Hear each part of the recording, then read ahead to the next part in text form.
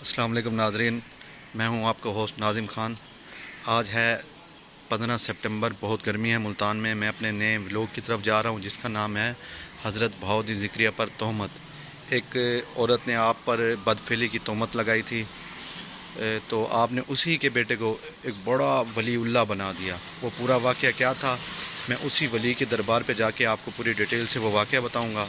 ابھی میں تیار ہو گیا ہوں، اپنا سفر اسی دربار کی طرف شروع کر رہا ہوں۔ اللہ پاک سب کے سفر میں راحت عطا فرمائے۔ تو رستے میں آپ کو دلی گیٹ بھی دکھاؤں گا۔ دلی گیٹ ملتان، قدیمی ملتان کے 8 دروازے تھے، ان میں سے یہ ایک دروازہ دلی گیٹ ہے، وہ بھی آپ کو دکھاؤں گا۔ آپ میرے ولاگ کو پورا دیکھیں، انشاءاللہ بڑا دلچسپ واقعہ ہے بزرگوں کا، آپ کو بڑا مزہ آئے گا۔ آپ میرے ساتھ رہیے، انشاءاللہ دربار پر پہنچ کر میں آپ کو پورا واقعہ سناتا ہوں۔ جی ناظرین، یہ ہے دلی گیٹ دروازہ۔ یہ ملتان کا قدیمی دروازہ ہے۔ قدیمی ملتان کے 8 دروازے تھے، ان میں سے ایک دروازہ یہ ہے، مطلب لوگوں کے گزرنے کی راہ یہی تھی۔ اس کو دہلی گیٹ دروازہ اس لیے کہا جاتا ہے کہ یہ دروازہ دہلی کی طرف ہے، اس لیے اسے دہلی گیٹ دروازہ کہا جاتا ہے۔ تو ہم نے اسی کے اندر جانا ہے۔ ہمارے مطلوبہ جو بزرگ ہیں ان کا مزار شریف اسی کے اندر ہے۔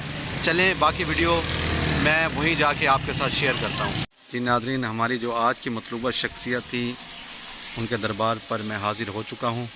تو میں نے آپ سے صبح عرض کی تھی کہ ان کے متعلق ایک پورا واقعہ ہے، تو وہ واقعہ میں آپ کو عرض کرتا ہوں کہ اولیاء کرام میں سے 4 یار بڑے مشہور ہیں، جن کے اسم گرامی یہ ہیں: حضرت سیدنا بہاؤالدین ذکریہ، سیدنا بابا فرید، سیدنا سرخ پوش اور سیدنا شہباز قلندر۔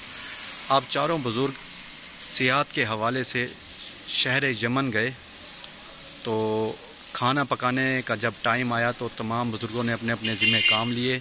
تو حضرت سیدنا بہاؤالدین ذکریہ رحمۃ اللہ تعالی علیہ نے جو اپنے ذمہ کام لیا وہ تھا آٹا گوندنا۔ اس حوالے سے آپ چکی لینے ایک گھر میں تشریف لے گئے۔ وہاں ایک عورت موجود تھی، اور اس عورت نے چکی دینے کے فوراً بعد جو الزام زلیخا نے حضرت یوسف علیہ السلام پہ لگایا، اس نے یہ الزام حضرت سیدنا بہاؤالدین ذکریہ پہ لگایا۔ اس عورت نے کہا جی اس درویش نے میرے ساتھ بدفعلی کیا ہے۔ وہ معاملہ بڑھتا ہوا بادشاہ وقت کے پاس چلا گیا، تو وہاں جا کر بادشاہ کے سامنے جو حاکم تھا اس کے سامنے اس عورت نے ایک جھوٹی قسم اٹھائی کہ بہاؤالدین ذکریہ نے میرے ساتھ بدفعلی کی ہے۔ تو آپ کے تینوں جو دوست تھے، اکابر دوست جو کاملین ہیں، حضرت سیدنا بہاؤالدین ذکریہ، سرخ پوش اور بابا فرید، یہ جلال میں آ گئے۔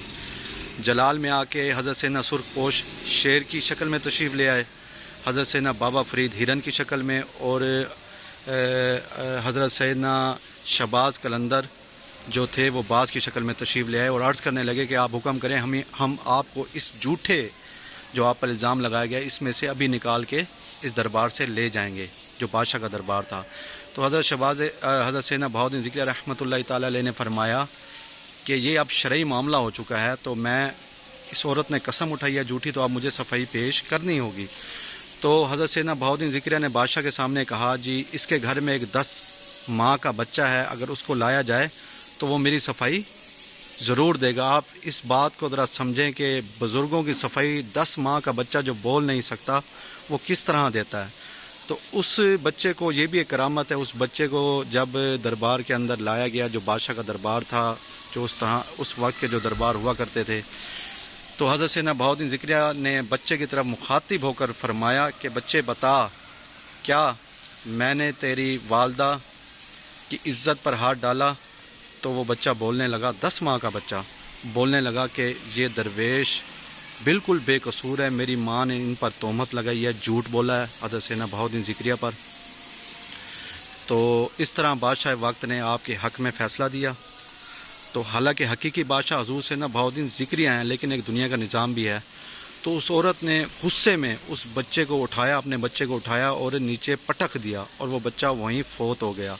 حضرت سیدنا بہاؤالدین ذکریہ رحمۃ اللہ تعالی علیہ نے اس بچے پر نگاہ کرم ڈالی اللہ کی عطا سے، اور کہا کہ اے بچے اللہ کی عطا سے زندہ ہو جا، اور وہ بچہ زندہ ہو گیا۔ تو حضرت سیدنا بہاؤالدین ذکریہ رحمۃ اللہ تعالی علیہ اسے اپنے ساتھ ملتان لے آئے اور اس بچے کی تربیت کی، اور وہ بچہ وقت کا بہت بڑا ولی بنا۔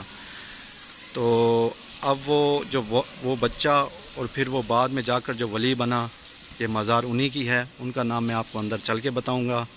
اور اس عظیم ولی کی تربت کی آپ کو زیارت بھی کراتا ہوں اور مزید کچھ عرض کرنے کی کوشش بھی کرتا ہوں۔ چلیں آپ میرے ساتھ، اب آپ کو لے چلتا ہوں ان کے مزار کی طرف۔ جی ناظرین، یہ میں دربار شریف کے اندر جا رہا ہوں، بڑی روحانیت فیل ہو رہی ہے۔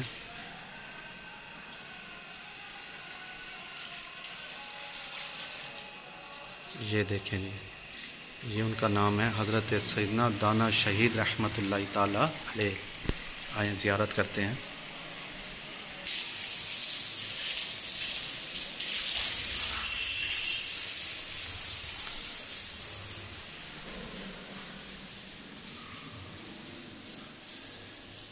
جی ناظرین، یہ آپ زیارت کریں مزار شریف کی۔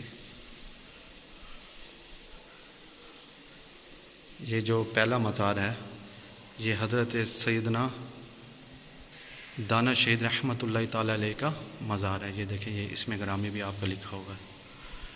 تو ان پہ نا ایک بہت بڑا کرم یہ ہے کہ ان کا جو ظاہری سنوارا گیا ہے وہ حضرت سیدنا بابا فرید رحمۃ اللہ تعالی علیہ نے آپ پہ نگاہ کرم کیا ہے، اور جو آپ کا باطن ہے اس پہ حضرت سیدنا بہاؤالدین ذکری رحمۃ اللہ تعالی علیہ نے کرم کیا ہے، تربیت کی ہے۔ تو ان کے بارے میں ایک شعر بھی ہے کہ باروں بہاؤالدین اندروں بابا فرید، تو وڈا ولی شاہ شہید۔ یہ ان کے بارے میں ایک شعر مشہور ہے۔